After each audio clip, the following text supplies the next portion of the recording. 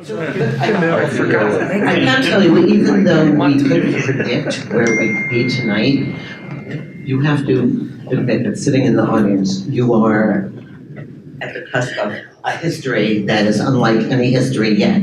Having lived through the internet history and the mobile history, this history is extraordinary and different for so many reasons that I think we'll get into tonight. And how many of you watched John Oliver's cryptocurrency commentary? Great, if you didn't, you must. So John Oliver says it like it is. It's very simple. On cryptocurrency, he said, it's everything you didn't understand about money, plus everything you didn't understand about computers. And he went on to say, I'm going to get this right. You went on to say that you're not investing in gambling right now. He went on to say that people are buying coins for no other reason, but other people are buying coins. And while that is a perfectly legitimate reason, we're going to explore that tonight. So what I asked our panelists to do, and they're like the brain tank, is to divide our conversation up into three parts. Part one, they're going to talk about their relationship to ICOs, personally and professionally, and how it's changed their thinking. Part two is we'll get into the various kinds of ICOs, because they're not all created equally.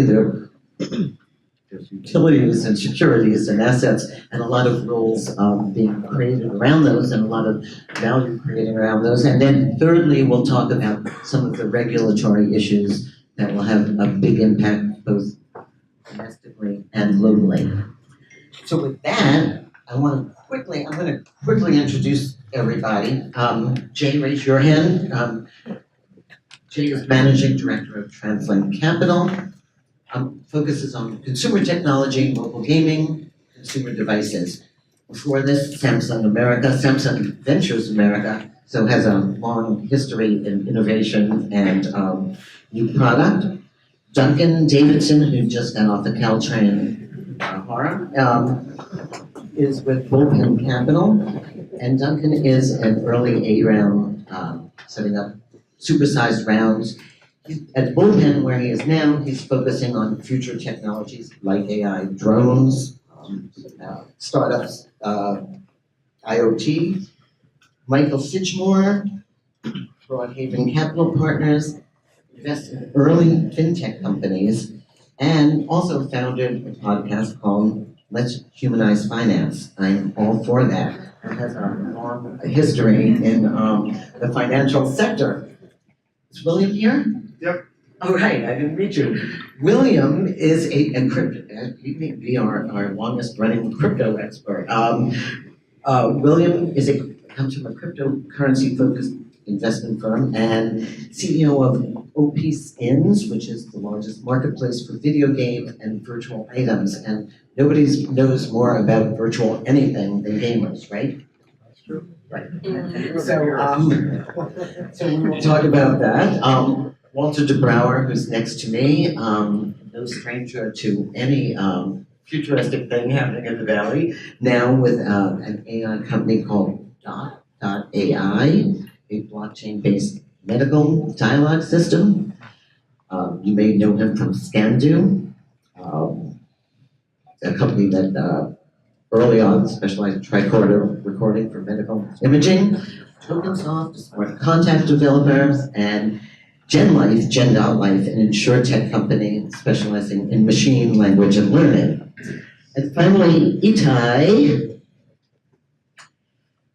entrepreneur in residence for 500 startups, does most of his FinTech consulting through Hong Kong, and is a longtime crypto enthusiast.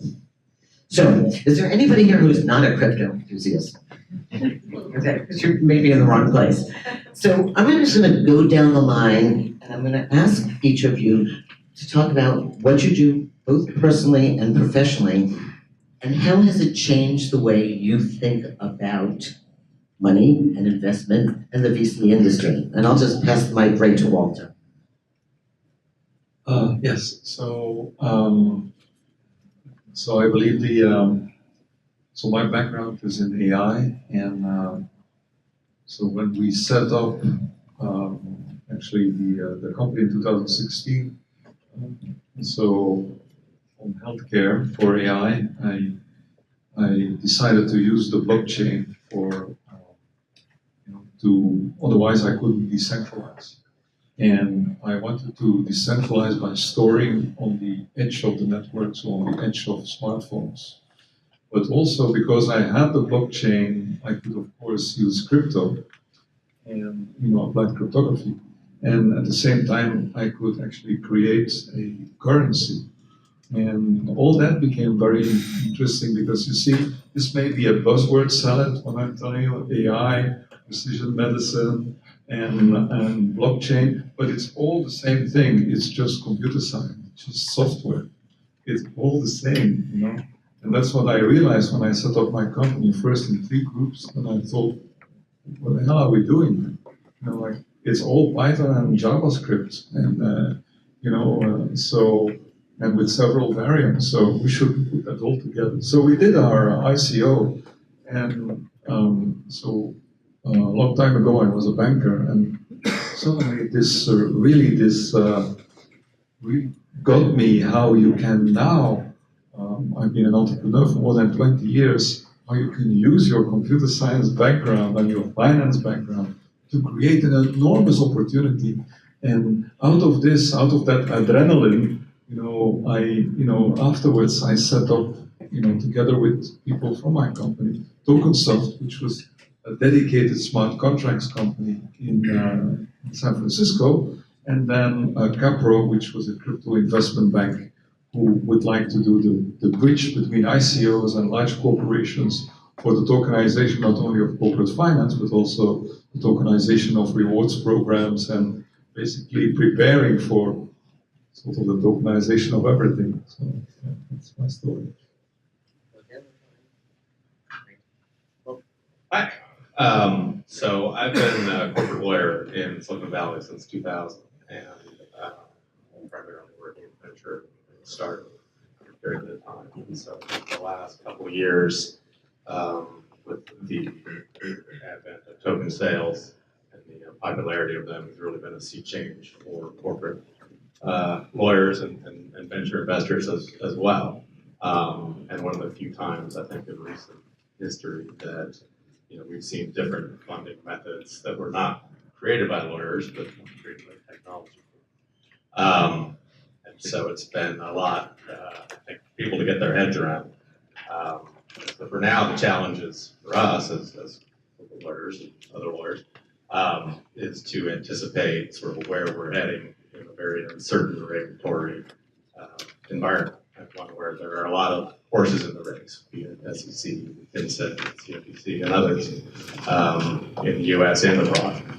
And it's something that changes, every day. So my job, I like to kind of joke, is to keep clients out of jail, number one, and number two is to advise them on, what paths may be sort of a positive now, but a negative later. Or may open doors with people now, close something for later. And so I think what I've found most interesting now is sort of appetite and interest among the traditional venture community. It's more now than a year or two ago, but in investing in companies that may also be doing token sales and how traditional venture terms have crept into sort of the tokenization and how investors are going to be involved in these kinds of companies. That's me. Hi, so my name is Jay. As Robin introduced, I've been on the corporate venture side initially, dating back to 1999. And after Samsung, leaving Samsung, I started my own firm with a couple of very close friends, all from the corporate venture side, to start Translink Capital. So what Translink does is we work with a multitude of large Asian technology companies across Japan, Korea, Taiwan, and China. And on their behalf, we look for innovative tech companies here in the US, around Silicon Valley, make introductions, connect them, and if a partnership opportunity emerges, we will invest in those companies and support their growth, especially their expansion into Asia. So while I was doing that for my day job, I've had a chance to meet with a lot of entrepreneurs, especially entrepreneurs that do a lot of business or are interested in doing business out in Asia. One of those entrepreneurs that I met almost 5 years ago was a Korean-American entrepreneur that had this idea of creating the first Bitcoin exchange and bringing that to Korea at the time. This was a company that was called Corbit. They raised a lot of capital over seed financing round from guys like Tim Draper, Naval Ravikant, David Lee, SB Angel, and a whole bunch of folks. And just recently, last year, had a great exit where they sold the company to the holding company for Nexon, which is a multi-billion-dollar gaming company. So because of that exposure, at a personal level, over the past 4 years or so, I've been approached by and contacted by a lot of entrepreneurs that are around the blockchain ecosystem. And many of them have eventually launched their ICOs through tokens. And so it's almost by accident that I've been involved in this for the past number of years. And I will say it's actually a very refreshing, interesting transition. So I would say my day job now, having done it for about 18 years, traditional equity venture capital is kind of routine now. And I actually have a lot of fun meeting with entrepreneurs that are working on interesting ICO projects, and the pace is just unbelievably, it's just amazing. And so it's almost like learning things over again. Some of them I may not retain because it may not be healthy and it may not keep me out of jail. But the interesting thing from my day job perspective, and I'll steal a tweet from a friend of mine, Adam Draper, where he talks about the story where an entrepreneur walks into a venture capital office and he has this idea for a business plan for a $2 million seed raise. VC is not interested.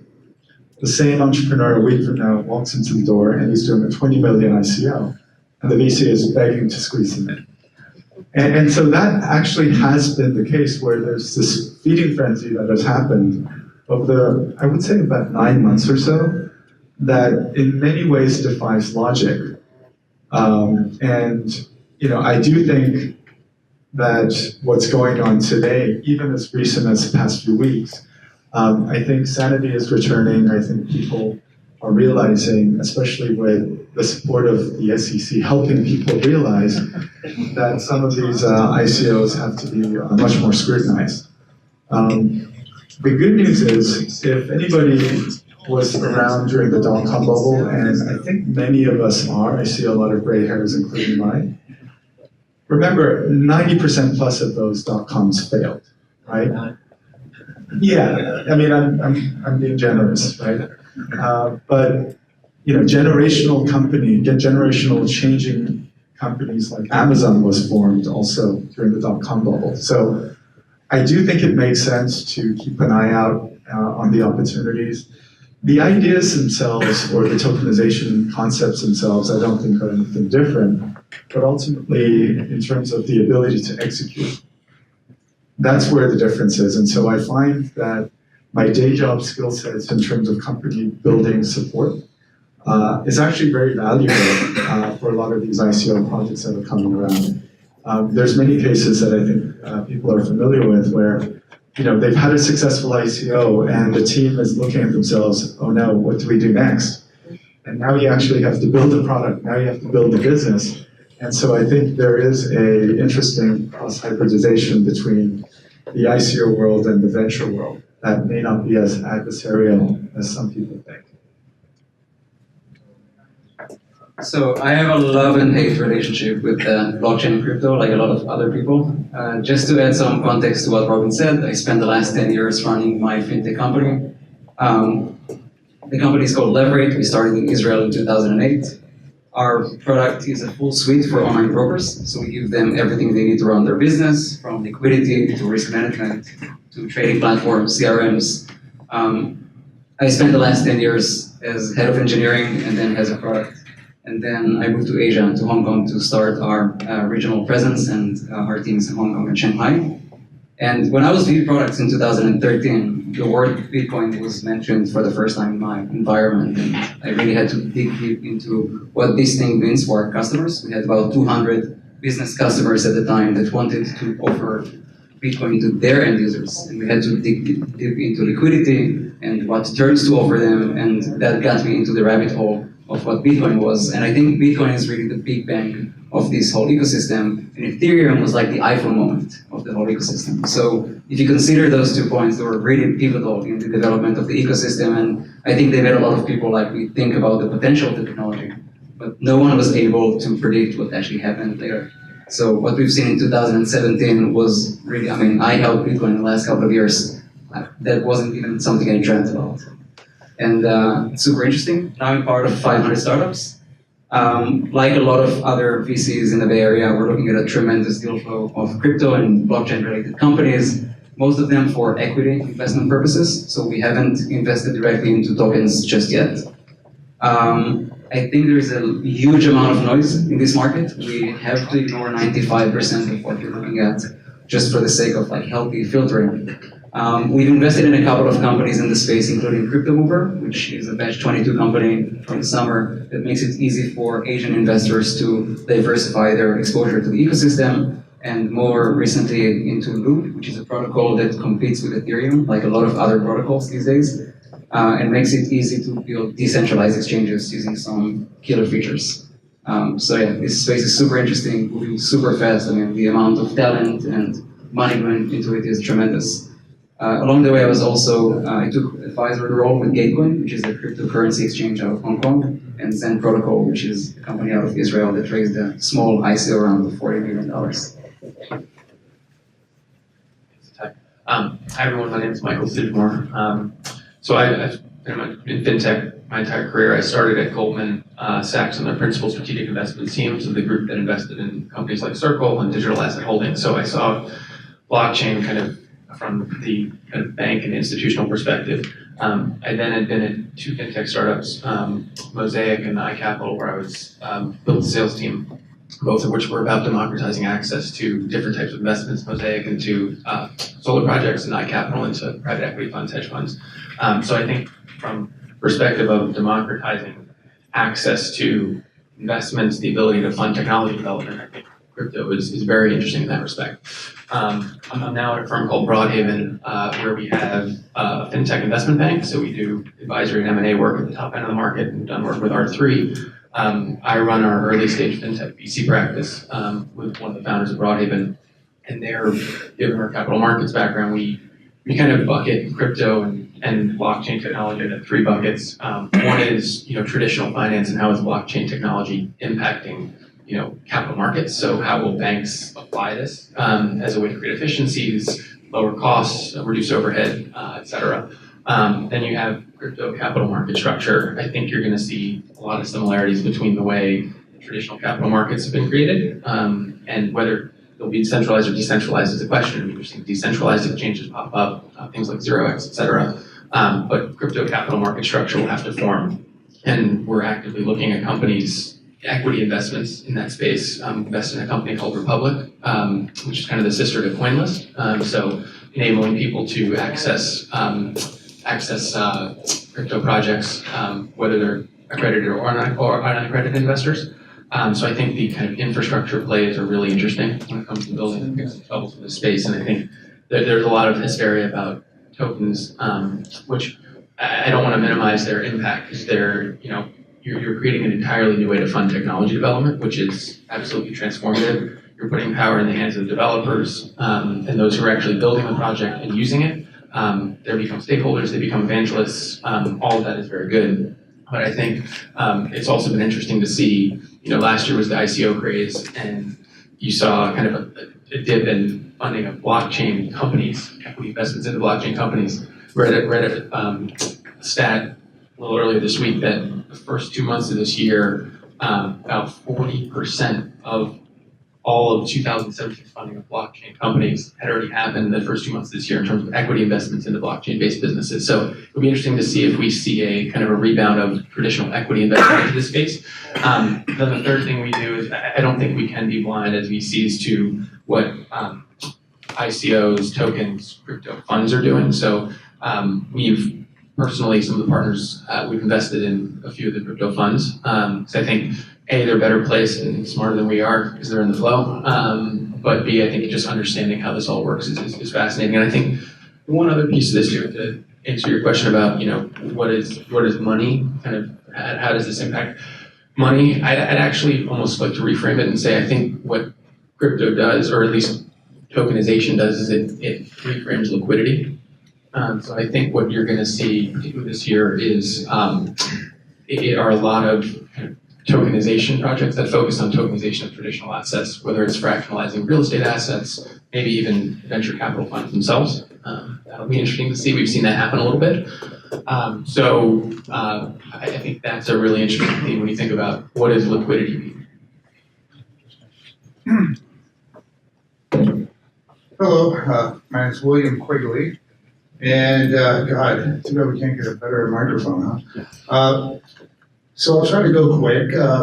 Right after the Mosaic browser came about, my partners and I, this is back in '94, in early '95, my partners and I started a venture capital firm that was attached to an internet incubator. At the time, no one really knew what an incubator was. Now people do, but it was a novel thing at the time. And we thought it was a great way to create as many ideas as we possibly could because there were so many great ideas and there weren't enough people coming to us for us to fund them.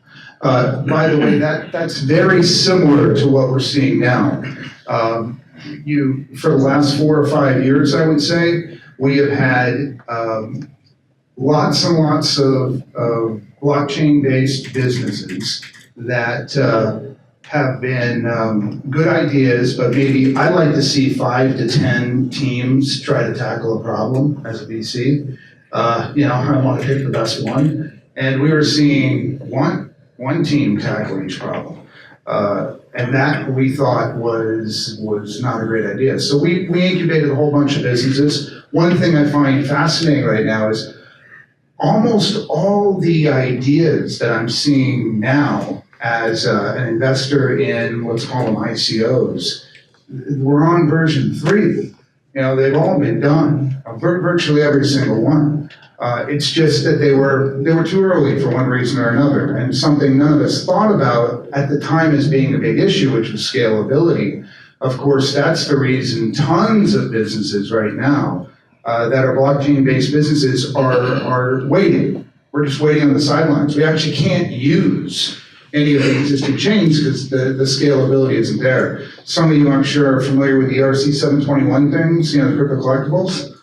One crypto collectible company clogged up the entire Ethereum blockchain. And if you had 200 of them, it would be impossible to do almost anything. And so the video game space is really interested in anything related to blockchain, mainly because it's a global phenomenon, which is also what crypto and blockchain is, right? There is no one place on earth where all the great ideas are. It's virtually every major country on earth has a substantial amount of people building very cool stuff. As a VC for a long, long time, I will tell you, I have not invested for 5 years. I have not invested in common stock or preferred stock, and I think it's dumb to do that at this point. If you have a mandate to focus on crypto, it's what you discussed a second ago, which was liquidity. The thing that all VCs struggle with is liquidity, is the lack of it. 10, 15 years if you do early stage. I mean, who wants to be locked up for 10 or 15 years? Well, the notion that you can literally put your money into something and days later, if you've decided you're no longer a believer or if you just need liquidity, you can get it, that's fantastic. And this is where I see a lot of VCs starting to go, yeah. What's interesting as well with the way the industry is formed, just like in the consumer internet era, you had some existing funds move into internet, but for the most part, it was brand new funds. That's really the case with crypto, right? I've done a number of ICOs, and the people I go to are people who are crypto funds. I don't even bother going to venture capital firms, mainly because most of them don't have a mandate to do it. And of course, the reality is, if you are a really exciting business and there's a crypto element to what you can do, you're quote, a unicorn. I think it would be really silly to raise venture capital. I think the right thing to do would be to do something in the crypto space. And that's certainly advice I give to all of the interesting businesses that come to me that say, we need to raise $500 million or something. I mean, large amounts of money, which is very doable. It's very doable in the crypto space. It's doable in the VC space too, but that's a very big raise. And that's bigger than most funds. Duncan Davidson, Bullpen Capital. Does this actually work? Can you hear me? Yep. I can switch. No, that might be. Okay, that's good. All right. On TV. I'm probably going to represent the venture industry here. I thought I'd wear black and look at this. We're both evil, so what are we going to do tonight? I hope this is informative and entertaining. When Jay started talking about an entrepreneur walks into a VC office, I expected a punchline. Gorilla walks into a bar. I did deliver it well. It's time. better with the cartoon characters, actually. It's funny. So one of the big questions tonight is, will this token ICO world disrupt venture capital? Now, I found that a very interesting question because venture capital's already been disrupted. 500 startups this year. So 20 years ago, if you wanted to raise money, you go to Kleiner or Benchmark or Sequoia. You got to troop up and down Sand Hill Road. But that was blown up about 10 years ago. Nobody goes to them anymore for the first money. You go to an accelerator, YC or 500, crowdfunding, seed funds. Bullpen is part of that universe of the disruption of venture of 10 years ago. It's an interesting question to me to even pose is, are the ICOs going to disrupt venture capital a second time? Already has. If you don't know, the amount of money raised in 2017 and the first 2 months of 2018, it's like 5.6 billion and 2.8 billion, who remembers this, is more than the total seed investing over the same period. So it already has disrupted venture in a huge way. I think it's disrupting at 2 levels. So first level, which people may not remember, who here among the gray hairs bought Amazon in 1997? Anybody? Okay, one person. $10,000 in Amazon in 1997 is now worth $8 million. $8 million. So the normal person could get rich doing IPOs. The US government, in its wisdom, destroyed that. So now when you buy, say, Facebook at its IPO and you put in $10,000, you might make $35,000. How horrible is that? So one thing that ICOs have done is they've broken out of this bottleneck created by the US regulatory system. So normal people can imagine getting rich investing. Now, unless the US government slaps it all back down again, I think this is a good thing. It's a democratization of wealth, and it probably indicates why there's such a fervor to grab onto this, because we killed the other part of the casino, the IPO market. The second disruption, though, is, will this disrupt first money into companies? Now, I'm going to argue a little later when we get into it, no. The SEC will make sure it doesn't happen that way. So there's still a role for venture capital. Isn't that nice? But it will change how we think about this. So let me go forward 15 years, if I can be so bold. The good news is nobody's going to remember what I'm about to say, so I can say anything. So sure about that? Okay, no. Norberg's late, sorry. Anyway, here's what I'm thinking. So the whole industry of venture capital and IPOs is good at funding companies. Back in 1994, some brilliant people got involved in the internet, and we created the internet of people on HTML. The rails that this ran on, HTML. I think in 15 years, we will have looked back and 2 things will have occurred. First, we will have created the internet of machines on the rails of blockchain. The machine's doing smart contracts, little automated things bubbling in the background you don't even know about. Huge, they'll be doing more transactions than people. And that's gonna be so profound, you won't even notice it in 15 years. Your life will be so different. The example I give for this, you're a self-driving car, you gotta park. How do you park? You pull up to a parking garage, big burly guy looks, where's the driver? No, you go out on the internet, you do a little smart contract, bid for a parking spot, you buy it with a token, parking coin. You drive and park, exactly 2 hours later, your machine, you leave. That will happen in the background. You don't even know what's going on.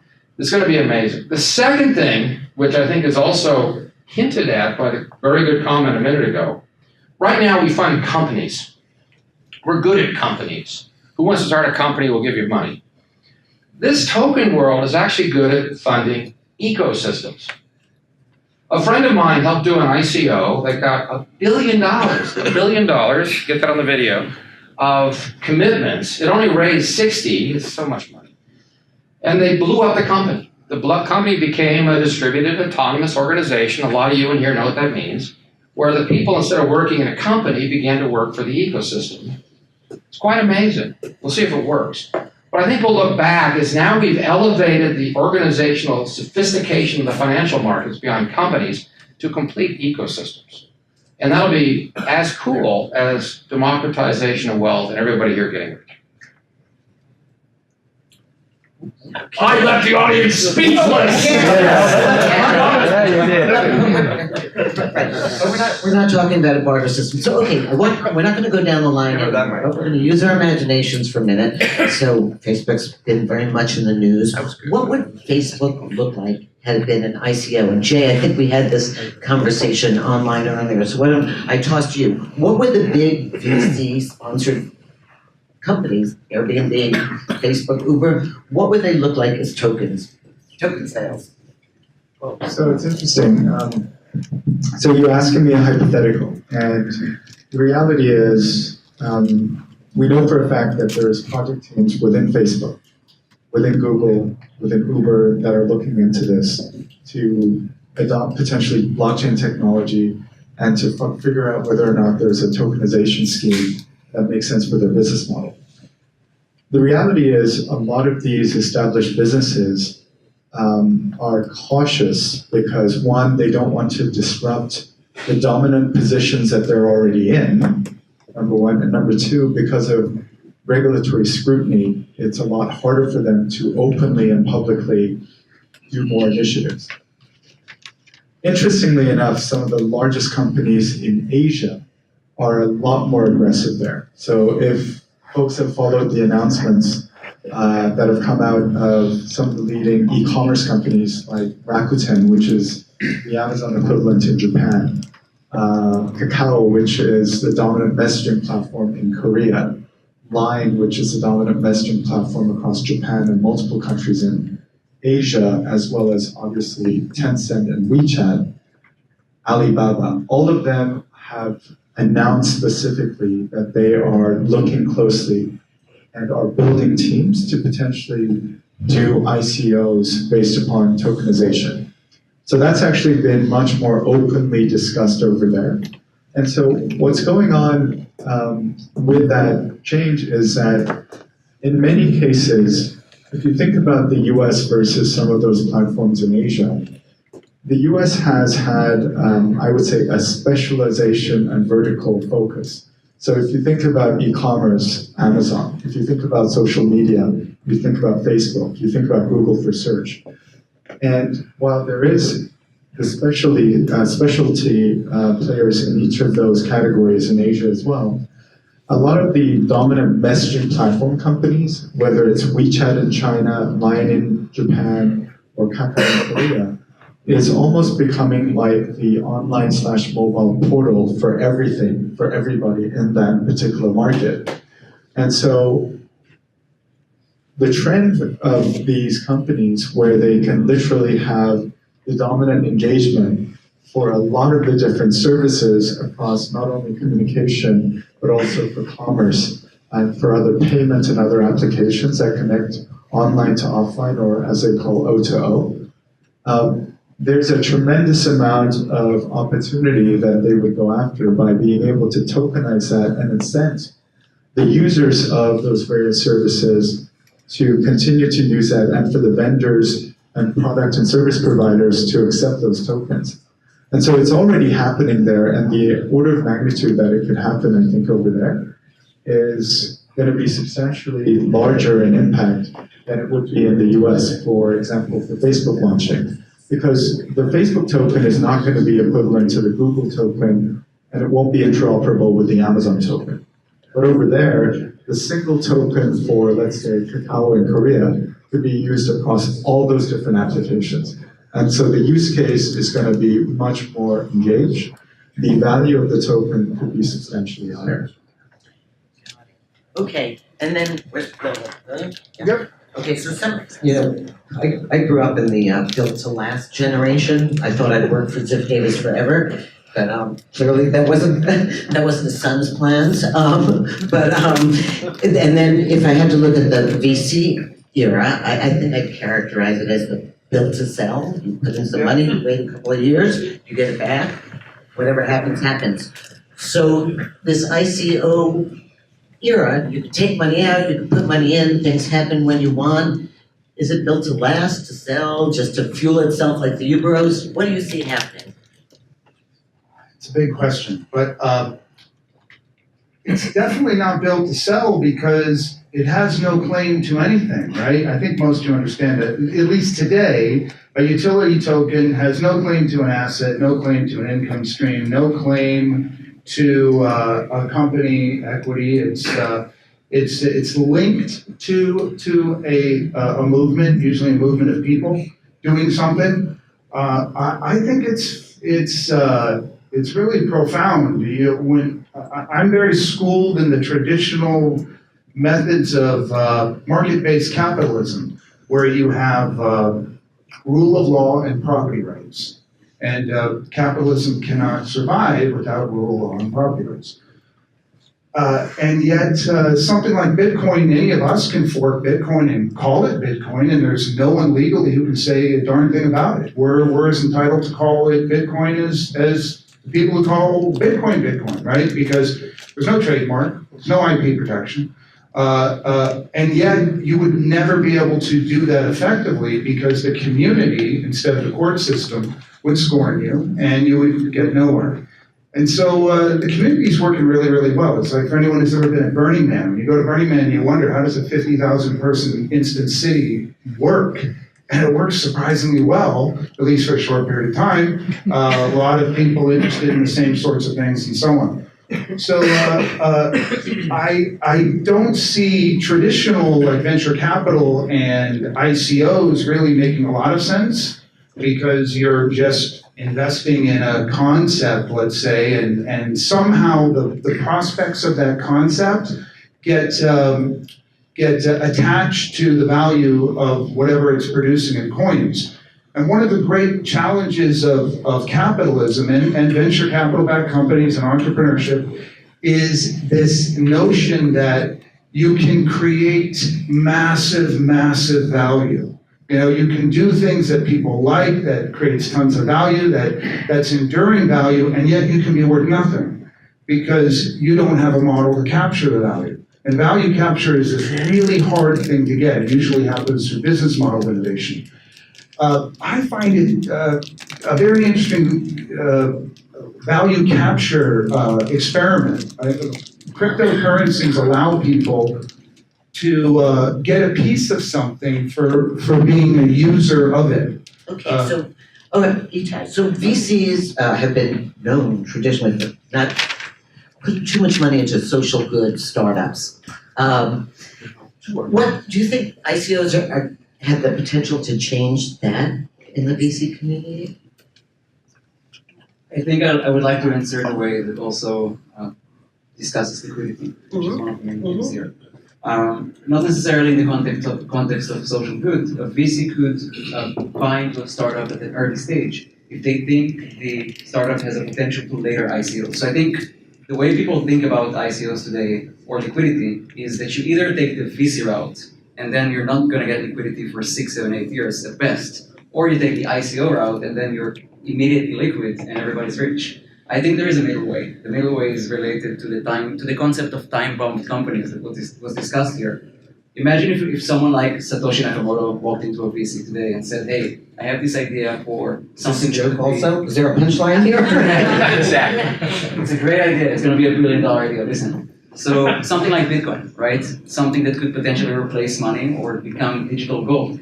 If a VC here believed in the person and the team and the idea, they could potentially seed the idea, take equity in the company, and then down the road, once the team went through the first couple of years, all of the governance decisions, building the executive team, building the initial product, then there would be an ICO in the horizon. And I think it really helps to look at the marriage of VC and token sales in this way, because I don't think it's been tested yet. And I think there's tremendous value and tremendous liquidity there, but you have to marry those two concepts and put it on a timeline that makes sense. If someone tried to build Facebook or anything for social good on the blockchain today, it would be a company that probably raises a lot of money, probably has great talent because everybody's flocking into blockchain, but it would have a terrible experience with governance from the onset, right? And it would have a terrible experience developing new product features, because once you build something on the blockchain, it's firm, it's really hard to change. So the idea of building something that lives for a couple of years, develops with a ninja team that actually build it for an ICO, like for an IPO, is really appealing. And I think it can also happen in the context of social products. Thanks. Michael, we spoke the other night, and you talked about investing in the infrastructure tokens more than some of the author. Can you address? We had this conversation about why the infrastructure for your company, the infrastructure of blockchain, was so appealing rather than some of the offshoots. Yeah, absolutely. And just to piggyback off of what ITLN and William both said, which is they kind of talked about what does an ICO mean, why do it, et cetera. I think you kind of have to ask yourself, why are you doing an ICO? What's the reason for it? Should this business model be decentralized or be centralized to start? And I think we will see, to your point, this hybrid of venture capital, traditional equity into founding teams and building out the product, et cetera. Because more money isn't necessarily always better. Sometimes too much money actually doesn't help company develop. Being capital constrained can actually help a company develop. Spoken by someone who's already got money. Yes, fair, very fair. And then that's one reason though why I think that ICOs can be a good thing, right? Because they enable people to actually develop protocol, et cetera, and do so with whatever users and stakeholders want to be involved. So I think that's, you kind of have to think about, to your point as well, what's the point of doing the ICO? Is it to seed and stake the network? Is it to enable developers to actually participate in the growth of it and all of that? So that's, I think, to your point. Robin, to your point about, why invest in the infrastructure, I think, look, this is what ICOs and tokens have done is they've created liquidity, and they've created a new way for people to access capital and then actually invest and exit from that capital. So to do that, you need a market infrastructure, and that looks like capital markets, right? You need pre-trade all the way through post-trade. In terms of what does that life cycle look like? You're going to need capital providers. You're going to need people who will trade that capital. You're going to need systems that will enable that to happen. And to do so, you need to invest in the infrastructure. Now, I think the question then becomes, should the infrastructure that you invest in, should that be centralized or decentralized? Arguably the biggest company in the space, Coinbase, is a centralized company. I think that's interesting. Should they be decentralized?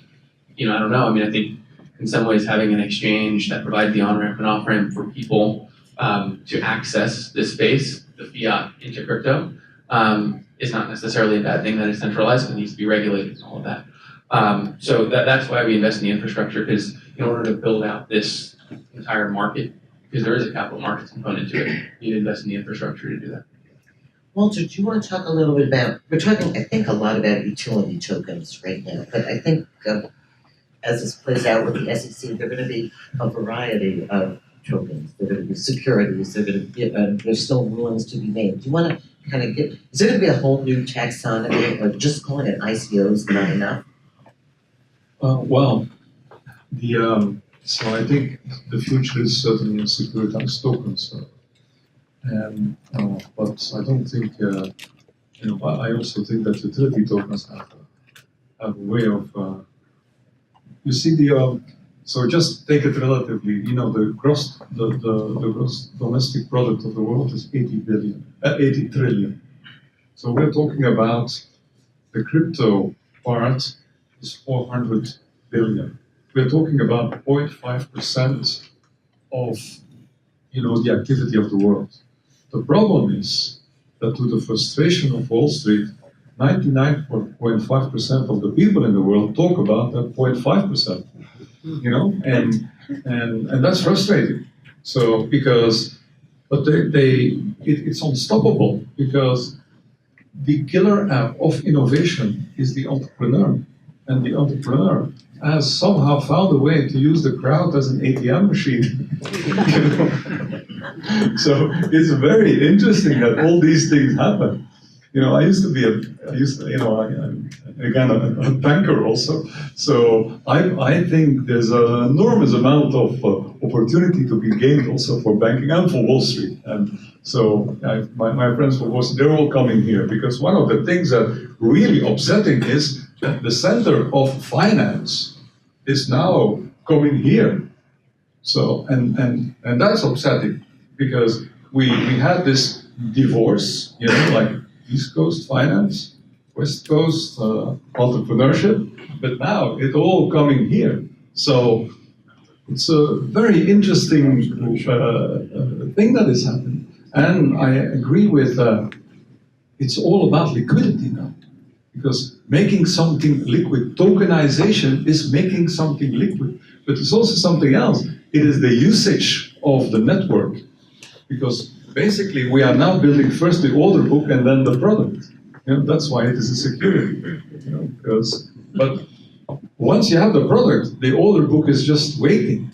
So VCs have been very quickly of jumping on the bandwagon. Actually a lot quicker than I thought because they've already have their own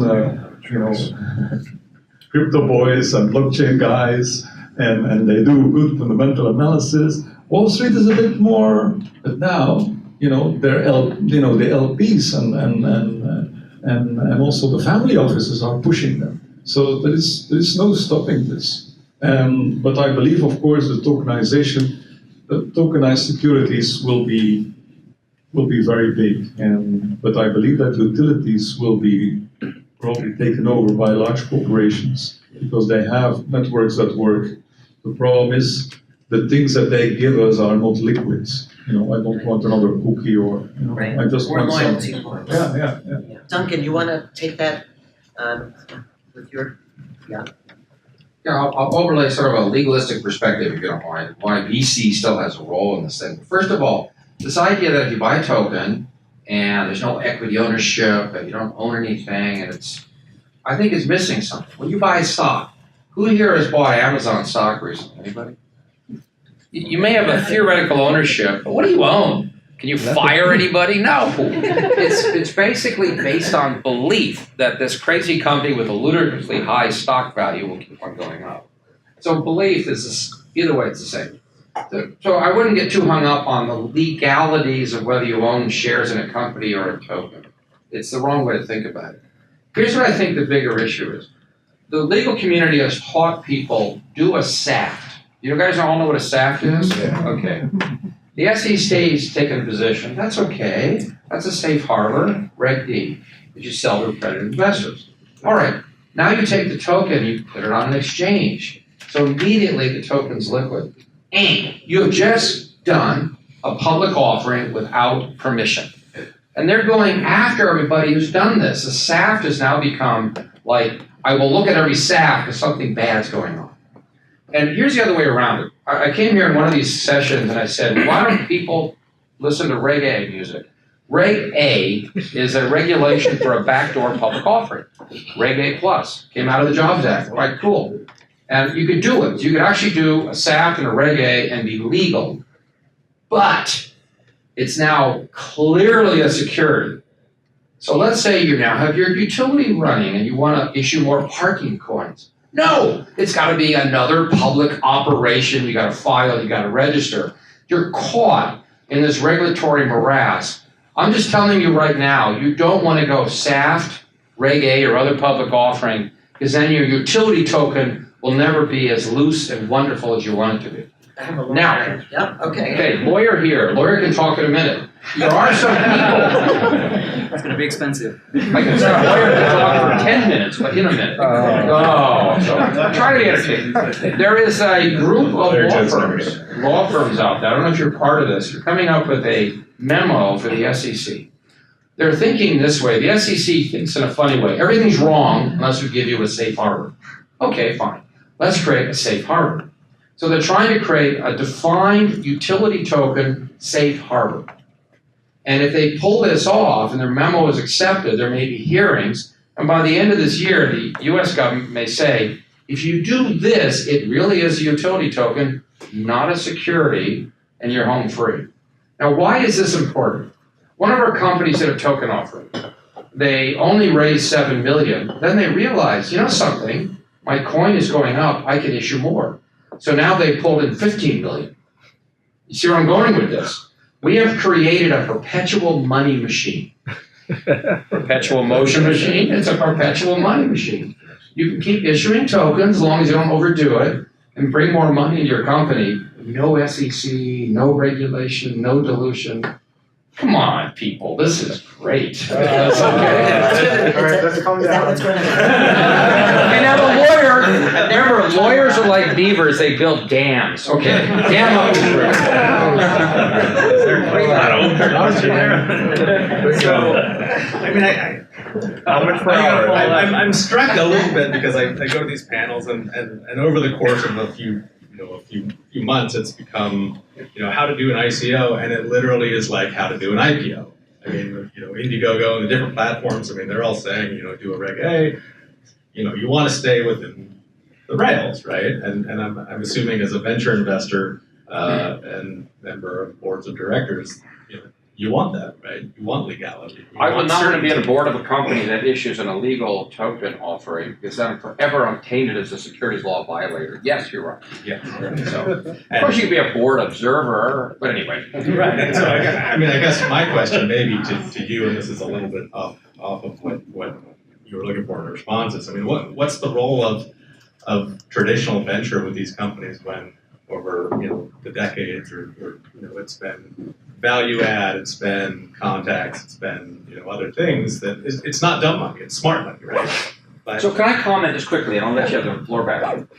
If there's a safe harbor created for utility tokens, there is a role for us. We still have a role. The role is to fund the development of the utility to the point it hits the safe harbor.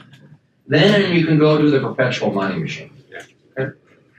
But I would suggest a vote because the reality, and I think many of us that are actually involved and advising and investing in these ICO projects, I still call them projects because not necessarily all of them are real companies, the way that they're operated today. So they sell, again, their tokens and they have a successful ICO based on the promise of building something with a utility, whether it's that parking token, right, that supposedly is going to be utilized every time you go out to the city. I know you're looking for parking spaces, right? But the reality in terms of the gap between the successful fundraising ICO event to actually building the platform to deliver an actual service that is utilized, there's a huge gap there, right? So the reality is a lot of the ICO excitement, frankly, is people trading on other people's interests that that particular token is going to appreciate in value. But at some point, if the project doesn't deliver what they promised to deliver, then that value or market demand for that particular token is going to drop and the value will drop. And because of that, there will be further interest in selling, but nobody's buying. Yeah, so let me Right? comment. So we've all gone through, and Duncan, you know this, But Jay, you lived this is through the perfect. dot-com bubble. So the risk of doing an ICO like on a white paper and there's 2 years to get the coin done, that's the risk. If instead the venture industry funds you right to the utility and you launch it and it's in use, that risk goes away if you have a good utility idea. Absolutely. The problem is today, 99% are the former, and only a few now are emerging to be that latter proper ICO with experienced entrepreneurs, with experienced teams that are actually Okay, so down doing the things the right road, because way. we have to end, what's the tell that you are a crummy ICO? We should always hear the last word from the From the lawyer. lawyer? What's Does the, anyone what, actually give a shit about representing the investor's interests and delivering on that value? And Because what- like right now, it seems like everybody's like, hey, money's available, let's get rich now. I don't think that lasts forever if you don't actually build value that returns an appropriate amount of returns to the investors. That It's won't keep speculation. happening forever. yeah, and the VC's role is no Give different. that guy a bite, we all know who he is. By the way, I would just say, The premise of liquidity is based on regular reporting and transparency, which does not fucking but exist. okay, right, but it doesn't need to, and the Oh, project's shit, it doesn't never, need to. Come well, on. it only You don't need needs. any type No, of analyst coverage no, of self-reporting No, progress? no, I don't, no, I don't. Great, I'm never giving you Yeah, my well, thankfully I don't need your money. No, you have to be, it's really simple, all right? And I know you don't get this, but I'll try to explain it.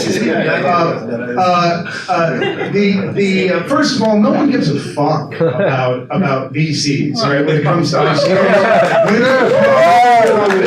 No one really gives a shit about, hold on a second, you can talk afterwards. No one really gives a shit about the USA.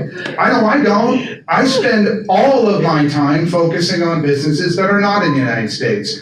The real innovation that I see going on, other than the blockchain, the real innovation I see going on is in business structure. Something VCs have been horrible at. They've been unable to even conceive of a business that's not a Delaware C Corp. The worst goddamn structure for entrepreneurs ever invented by man is what they impose on you. They impose on entrepreneurs a horrible structure because it's good for them, right? It always bugged me, it still does bug me, that we impose that shitty structure. The concept of cryptos has one part to do with building something and one part to do with fantasy. The reason it does not matter whether or not a token project is ever completed, it doesn't matter, is because the vast majority of the people who own them as chips. They own them as gambling chips, all right? That's what they're used for. They're purely speculative gambling chips. That's what they're used for. So it doesn't matter. As long as the ERC-20 works, and hopefully all of you know what that means. That's just the dumb smart contract, the generic smart contract that any ICO gives you. If that's what they give you and they never intend to give you anything else, then their project's done. When they say, here's the token, which you can do in about 15 minutes, right? And then it becomes a pure speculative investment with some fantasy wrapped around it. That's the state today. I'm not saying that that is the future, but that's the reason these tokens have a value.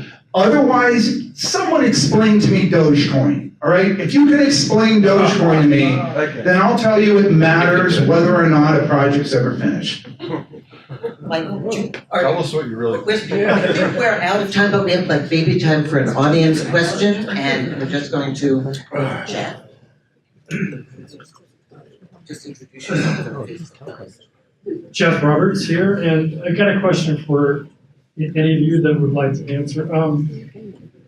Is there a way, I've heard of this proposal, I forgot who made it, but is there a way for an ICO team or a team that wants to issue an ICO to set up a deadline and say, okay, we're going to be at this point, we're going to meet these objectives by this point,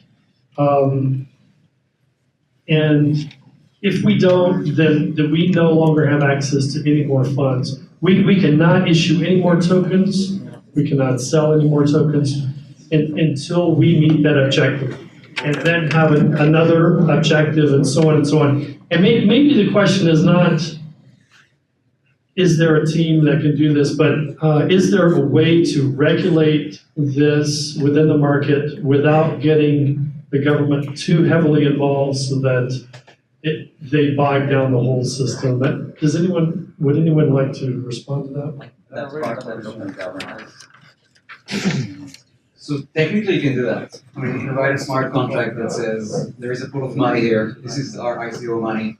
Unless there is an X amount of transactions in the network that we're building, the rest of the money will not be released. I mean, it will be released in tranches and we'll have to meet milestones. Question is why? But I think there is no replacement for human discretion, and the remedy for a lot of the money that will go down the drain in this ICO fever is to actually look at what VC has done. If you look at how VC funding usually happens, there is a gradual increase in the valuation of the company. This is not the invention of the VC world. This is just how risk reward works, and this is how we know that we're not spending money on the wrong stuff. So I think the best way for the crowd to demand better governance and to demand better milestones is to just be gradual about this shit and not fund the company with 300 million from the beginning.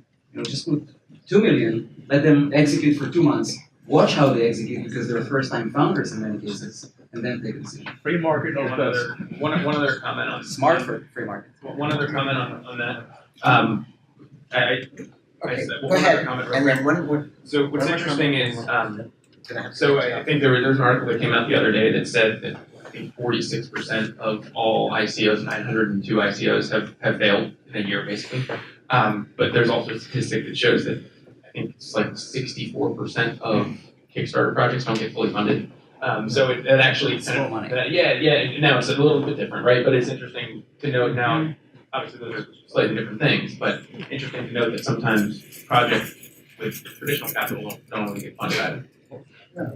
Regulators will look at the same, whether it's $1 million.